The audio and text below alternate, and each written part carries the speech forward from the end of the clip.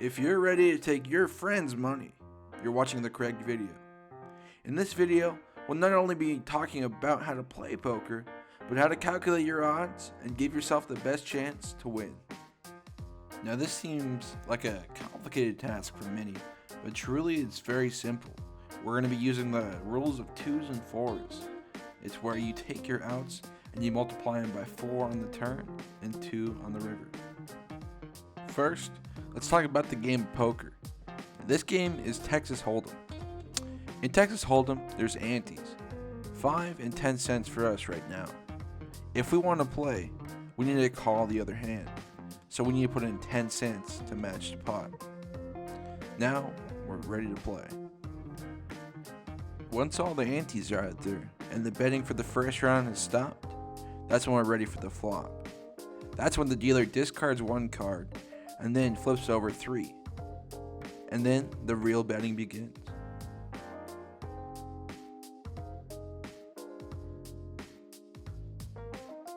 Up next is the turn. The dealer discards one and puts one down.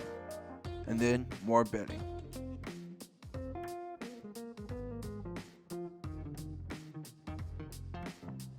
And lastly, here comes the river. This is the last card in the whole deal.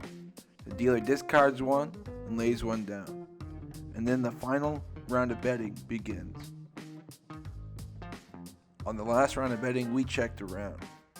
And this was the end result. He had a pair of 7s, and we had a pair of 8s. We barely snuck by on this one. Now that we've explained the basics of poker, let's go into the more complicated bits of it. How to calculate your odds. For this, we spoke to Ryan Hibbs. He's a poker veteran who's won a 50-person $200 buy-in tournament before, and a 3-table $60 buy-in in Vegas. The easiest way that I have found to do it is what's called the rule of 4 and 2. You take your hand and you count your outs. Generally, it's on the flop, right? So there's 3 cards out there already, and you're going to count your outs, and you're going to say, how many outs do I have? Okay, I have 10 outs. Well, on the flop, you take the 10 and you times it by 4, and you say I have a 40% chance of improving my hand by the end of the cards being dealt. And so the next card comes, and let's say it does not improve your hand. Now you take your outs and you times it by 2, and now you have a 20% chance of improving your hand on the next card.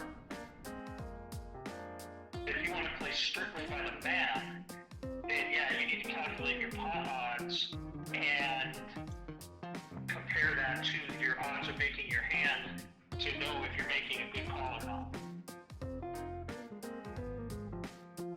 Here's a part of a book that shows the number of outs you can have and the break-even pawn odds that you can have on those cards. So let's put those numbers and that math to the test. Right now we were dealt the king of spades and the 10 of spades. There's the 3 of spades and the 4 of spades on the board. There's 13 cards and a suit. So we take that 13 minus the 4 cards that we already have, and it equals 9. So those are 9 outs right there. And then we do 6 cards because we have the outs on the kings and the 10s. We could pair our kings or our 10s. So we do 9 plus 6, which equals 15, times 4 on the turn, which equals 60. So we had a 60% chance of hitting our flush on that turn. We did not, however, because there was a 6 of hearts on the board. So now we still have the king of spades, the 10 of spades, the 3 of spades, and the 4 of spades. So we do that 13 minus the 4, and then plus the 6 cards that would make a pair out of our king and our 10. So again, that's 9 plus 6, which equals 15. And then we multiply that by 2 this time because it's on the river. Now let's see what the river gives us. The river gave us the ace of spades. So that gives us a flush, and that gives us the highest flush possible with the king of spades and the ace of spades. So we just won this hand using that math, the rule of 4s and 2s. So we just won all this money. And that was how to calculate your odds in poker.